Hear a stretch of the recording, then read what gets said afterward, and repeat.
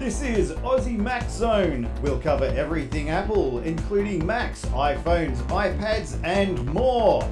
All this from an Aussie perspective. Sit back, relax, insert yourself into the zone.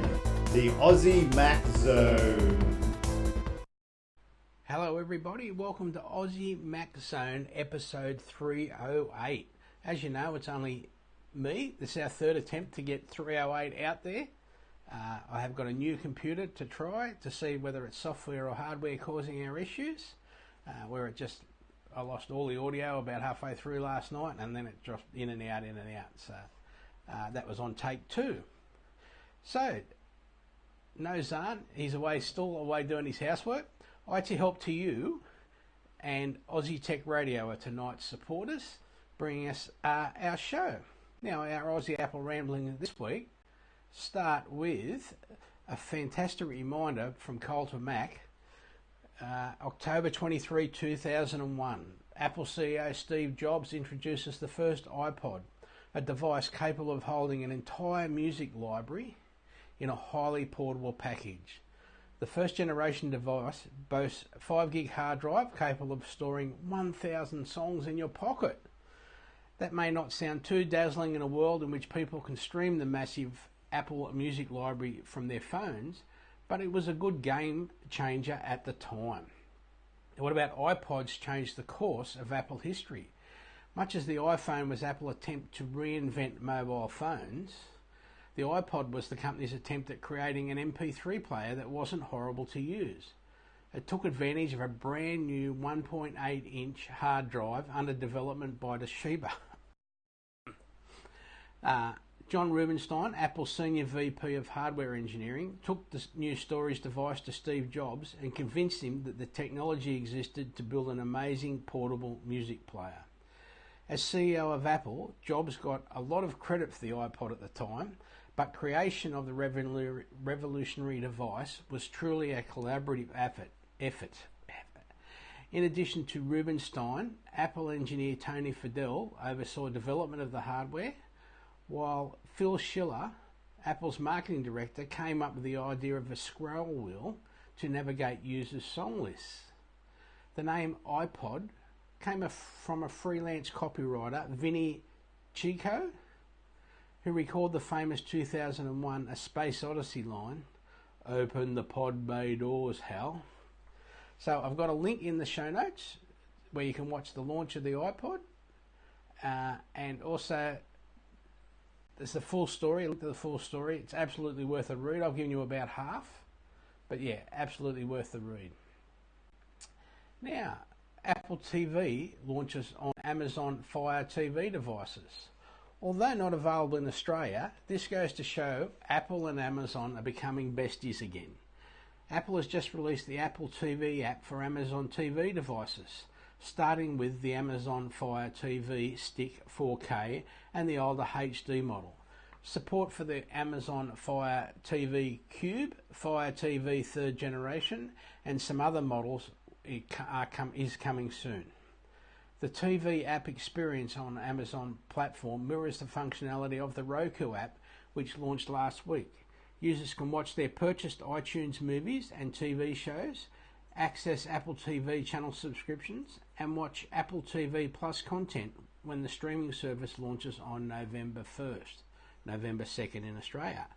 Apple is keen to get the TV app in front of as many eyeballs as possible, with opportunities to sell customers on recurring subscriptions, whether that is through reselling channels like HBO, Showtime and Stars, or attracting subscribers to its collection of original content, TV shows and movies through Apple TV Plus. To get the app on the Fire Stick, search for Apple TV in the App Store, or use Alexa and just ask, "Alexa, find the Apple TV app." And of course we have a link. Now, Forbes reports new iPhone threat. These 17 Trojan apps may be on your device. Delete them now. Apple iPhone users are being warned to check their devices against a list of malicious apps discovered in a new report. The exposure of such dangers on Google's Play Store has become a theme this year, with apps laced with adware, subscription fraud and worse exposed and removed. Now Apple is taking its turn in the spotlight. A new report from the research team at Wandera claims that 17 apps from one developer load a malicious clicker Trojan module on an iOS device. Apple says that the apps in question have been removed from the App Store and upon examination did not contain the Trojan malware as claimed. Instead, the apps were removed for including code that enabled the artificial click-through of ads. A spokesman for Apple confirmed the removal of the apps and that the App Store's protective tools have been updated to detect similar apps in the future. According to Wandera, the Trojan focused on ad fraud, but also sent data from the infected device to an external command and control server. Wandera told the reporter that even more worrying element of the malware, one not included in the write-up, is a set of devious techniques to evade detection. The malware triggered only when loaded with an active SIM and left running for 2 days. We've seen this before on Android, an attempt to hide from security researchers in lab conditions. Now I've got the list of infected apps here. RTO vehicle information, EMI calculator and loan planner, file manager for your documents, Smart GPS speedometer, Quick One live cricket scores, daily fitness for yoga poses, FM Radio Pro internet radio, My Train info, Around Me place finder, Easy Contacts backup manager, Ramadan Times 2019, Pro Restaurant Finder, BMI Calculator Pro, Dual Accounts Pro Video Editor, Islamic World Pro, and Smart Video Compressor. For its part, Apple disputes that any such compromise took place. There was no danger of being beyond isolated click fraud, it says, emphasising that the company patrols the App Store to identify and remove any apps that represent a danger to users. Now, what the click fraud does is, just in the background, when you're not using anything, it's clicking buttons on web pages. Whether you see the web page or not, it can just be clicking the buttons, generating ad revenue for someone, because every time a button gets clicked on a web page, someone gets paid. That's what they have those buttons for. Well, not every button, but you know, the advertising buttons. So yeah, someone gets paid. So now, don't forget, we are brought to you by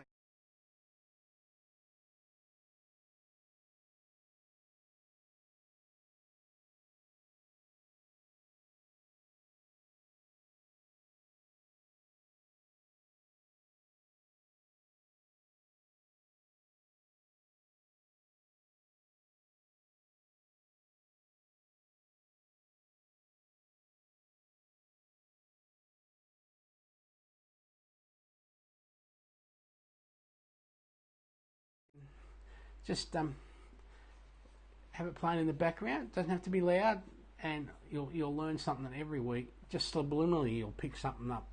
Maybe it's something you've been waiting to hear, wanting to remember, something to help your business grow.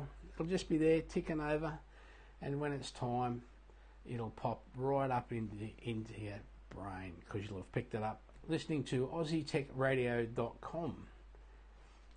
Now, because Zarn's not here to give us a game review, I got my son Curtis to write a review, and he's done one on Skate City from Apple Arcade, of course. Skate City is a side-scrolling skateboarding game that takes you to 3 locations around the world while completing challenges along the way.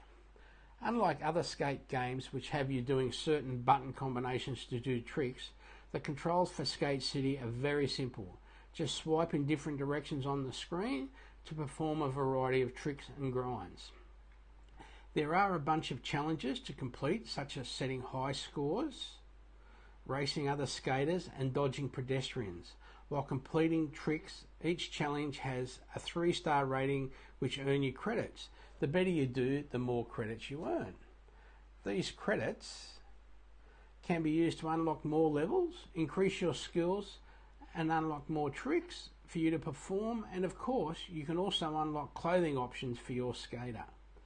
The game is not very large, and it didn't take Curtis long to complete, but he did find it slightly frustrating at times, as a slight misswipe can have you doing the wrong trick. But I would still really recommend playing Skate City. With a great soundtrack and fairly smooth controls, it's easy to get immersed in the game.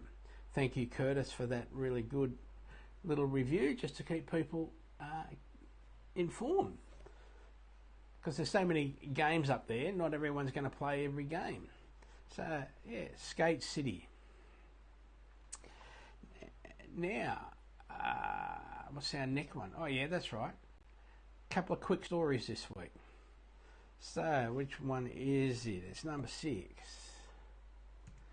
Now, yesterday, October 29, Apple released the long-expected AirPods Pro. There is a story up on Aussie Mac Zone Apple News page. Now, they are very nice noise-cancelling headphones. They've got the rubber bit that goes into your ear. They appear to be just a little bit shorter than the original AirPods, and they also have a transparency mode, so you can still hear what's around you while getting the music at the same time, or whatever you're listening to at the same time. So yeah, Apple released the long-expected AirPods Pro. Also, for those in New South Wales, Australia, our digital driver's license was released to all. This is yesterday. There is a Services New South Wales app on Apple's App Store and Google Play Store. And although due to a glitch, most all have not been able to apply as, quote, we're a little busy, try again later, is what came up on the screen. Now that happened the whole day on the Tuesday that it was released, from the minute I found out about it, in the morning, all the way through to when I tried it when I was waking up this morning at about 5:45, and I went straight in and got it. Then 10 minutes later I sat down, did it for my wife as well, and it did come up with the try again later once. You just try, when it said try again, you just hit try again, and it went through as well.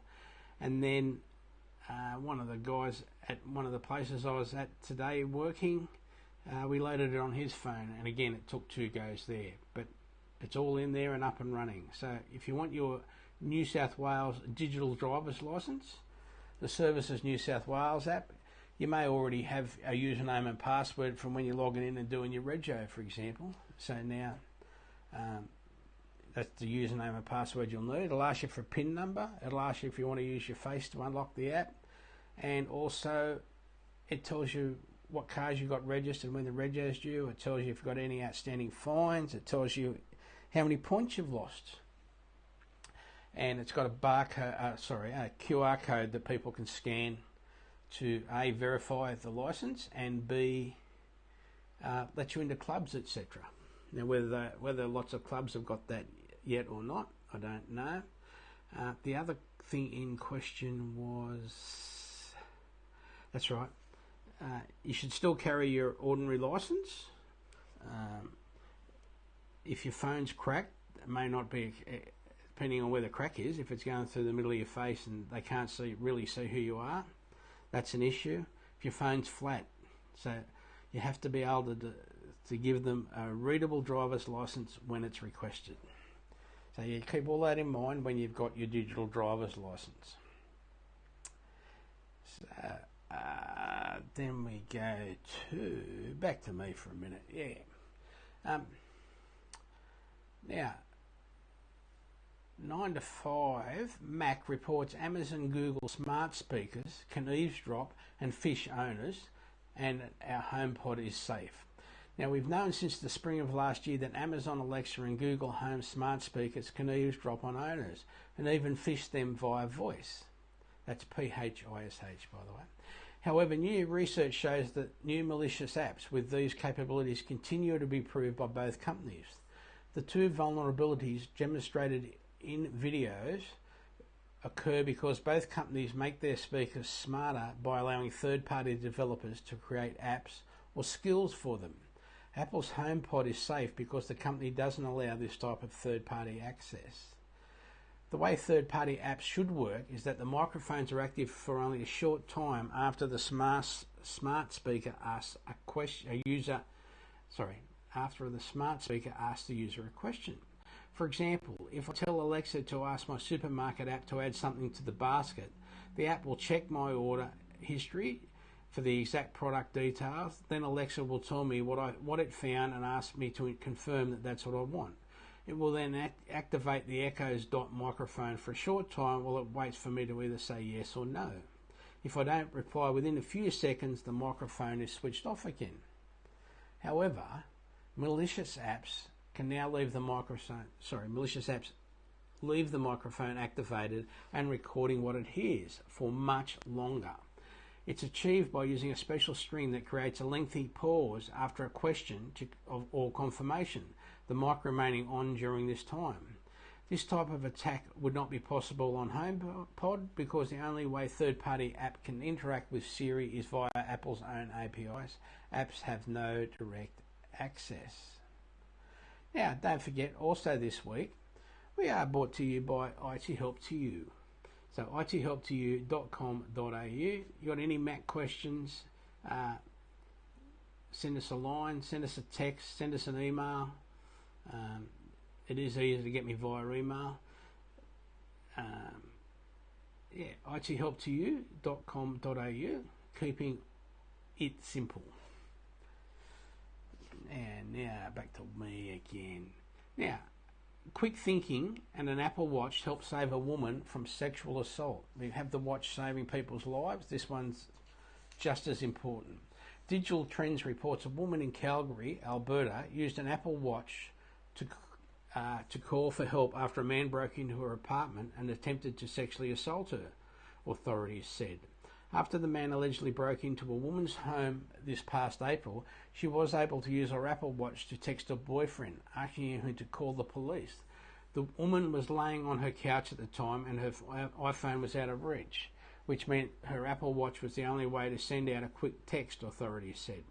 Police arrived at her home in time to arrest a man who later pleaded guilty to several charges related to the incident, including break and enter with intent to commit sexual assault. She remembered that she was wearing an Apple Watch on her arm, draped over her head. She used the watch to text message her boyfriend, the Crown prosecutor said during a court hearing. Now, paralysed with terror, she pleaded with her boyfriend over text message to call the police. Now, the man used a copied key to enter the woman's apartment as she was sleeping on the couch, prosecutors said, and she later told police that she thought she was going to die. So, yeah, shouldn't happen. We don't want it to happen. Thank you to everybody at Apple who made it possible for her to send that text out and get the rude word man to be arrested. And I'm glad that she's okay. Thanks everybody at Apple for that. Now, I know we harp on this a bit. So, top scams that catch out many older Australians. The Age reports phone or online fraud can leave you scared. Here's some tips to help you fight back. It started out as a call similar to many others normally received from a telco service provider. After moving house, Queenslanders John and wife Margaret were having difficulties with their internet and phone connection when a call came about their national broadband network connection. It did not feel out of place. The caller told the couple they required access to the computer to fix the problem. To connect, they said my Microsoft account required updating, John says. They told me there was a $3.80 charge and asked if I'd accept the charge. I was so silly and gave them my credit card details. At that moment, the 73-year-old's fears rose. He had become a victim of a scam. Before I could blink, they were into my bank accounts, and right before my eyes, large withdrawals were taken. First 36, then 10,000, and $1,000 loss. The amounts were going out as fast as lightning. After emptying the bank accounts, they moved on to my credit card. Frantic, John called his local Westpac branch and put him through to its fraud department. The bank was onto it. This was speed, he said. As more money came out, the bank reversed each withdrawal. Almost $70,000 was withdrawn. John is scared by his experience and says he now rarely picks up the phone. As soon as I hear a foreign voice, I hang up. I've learnt my lesson and we limit internet banking. He said he was sharing his experience as a warning to others to be alert and guard against being caught out too. Now, Ben Young, Westpac's head of fraud, said scams can happen to anyone, anywhere. Older Australians are more likely to be targeted because there is this perception that they have accumulated more wealth over their lifetime.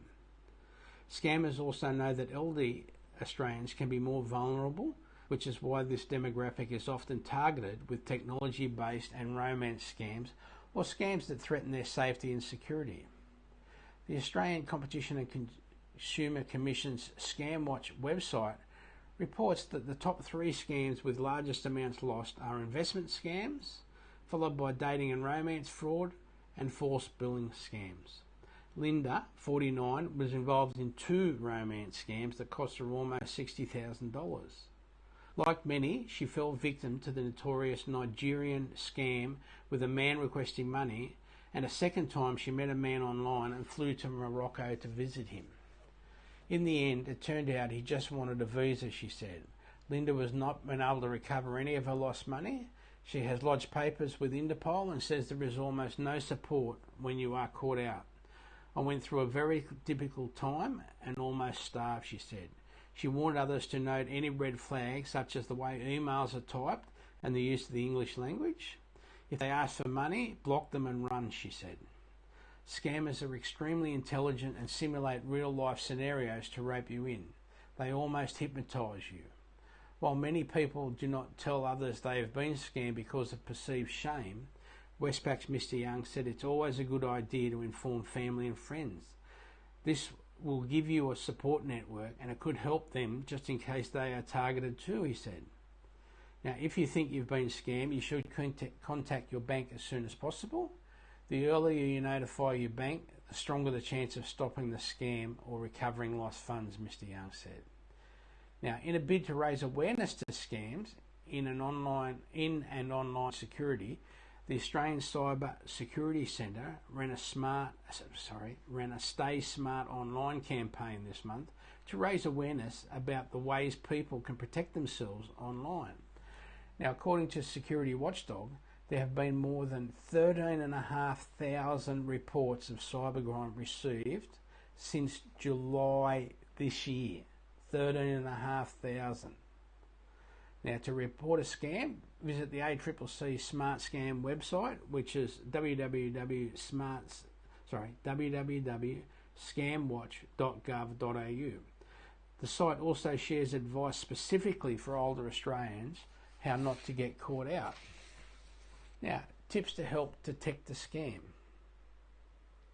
Be alert on the phone and online and be suspicious of requests for money, even if they sound or look official. Be extra cautious if something sounds too good to be true. Don't be pressured into making a decision. Scammers often try to create a sense of urgency through short deadlines, fake emergencies, or threats of legal action. Scammers will often ask you to use an unusual payment method, such as gift cards, iTunes cards, or virtual currency such as Bitcoin. Don't respond to phone calls or emails offering financial advice or opportunities. Just hang up or delete the mail. A good rule of thumb is never provide your personal information or security details in response to an email or a phone call. That's very important.